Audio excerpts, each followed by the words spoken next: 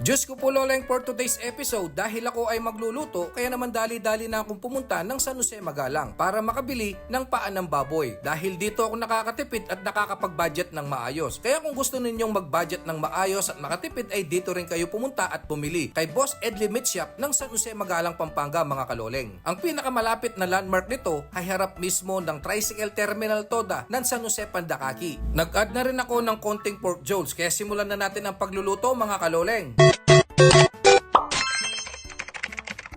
Bale pag uwi ko ng bahay ay hindi na nagsayang ng oras at agad ko itong binanlawan nang sa ganon ay makaiwas tayo sa malansang amoy. Mas maganda kung ito ay uulit-ulitin mong babanlawan mga kaloleng. Ang paa ng baboy na aking nabili sa Edley's Meat Shop ay pinachop ko na sa kanilang banso machine dahil wala naman akong malaking palang na pwedeng pantabak dito. Para naman 100% tayong makasiguro mga kaloleng, ito ay binanlawan ko pa ng paulit-ulit. Wala kaming pressure cooker dito sa bahay mga kaloleng, kaya naman dito sa kasirola ko na lamang ito palalambutin ng ilang minuto. Habang naghihintay tayo sa paglambot ng karne mga kaloleng ay naghiwa muna ako ng kamatis, bawang, sibuyas, luya at sinabay ko na rin ang pechay at ang labanos na gagamitin nating gulay sa ating lulutuin mga kaloleng. Pagkalipas ng halos nasa isang oras na pagpapakulo mga kaloleng, ang paa ng baboy ay lumambot na. Pero ito ay iseset aside muna natin at ang pinagkuluan ito ay ating itatapon. Sa isang mainit na kawali mga kaloleng ay magsalin tayo ng mantika nang tayo ay makapaggisa na ng bawang, sibuyas at ang luya. Sabay-sabay na natin itong ilalagay mga kaloleng nang sa ganun ay sabay-sabay din maglabas ito ng aroma. At isunod na rin ang kamatis tapos ito ay ating tatakpan upang mailabas ang tunay na katas nito mga kaloleng. Pagkalipas ng ilang minutong pagpapalabas sa katas ng kamatis ay ilagay na natin ang paa ng baboy at ang pork jolts. Tapos ito ay sasangkapan na natin ng pamintang durog. Maglagay na rin tayo ng tantsadong patis mga kaloleng habang ito ay ating pinapalambot sa ilalagay nating tubig na magsisilbing sabaw ng ating lulutuin. Takpan lang natin ito at hayaang kumulo hanggang sa tuluyan ng lumambot ang paa ng baboy at ang karne ng baboy. Kapag malambot na ang mga karne ng baboy mga kaloleng ay ilagay na natin ang labanos, siling haba at ang mga pechay. Shoutout nga pala sa mga bayani nating OFW na patuloy na nakikipagbakbakan sa ibang bansa, may bigay lamang ang pangangailangan ng kanilang pamilya dito. Maraming salamat sa inyong suporta at kayo ay mag-iingat saan man kayo mundo naroroon. Dahil luto na ang ating recipe na kinamatisang paa ng baboy at pork jolts, tayo ay magpi-plating na at mapapadpad na sa pinaka-exciting part ng video ito, ang tikiman portion mga kaloleng. Shoutout din sa mga followers natin at viewers. Welcome na welcome po kayo dito. Kaya kung gusto mo ng mainit na sabaw, ito ay perfect kapag tag-ulan. Kaya naman magluto na kayo ng kinamatisang paa ng baboy at pork jolts. Bagay din ito sa patis na may chili paste. Kung wala kang chili paste ay pwede na ang solid na siling almoranas mga kaloleng. Sinabawan ko na ang aking kanin lamig at naglagay ako ng pata ng baboy, pork jolts at gulay na pechay at ang siling haba. Tinikman ko muna ang sabaw nito kung talagang legit na masarap. Diyos ko po, loleng, kanyaman na! Ang sarap!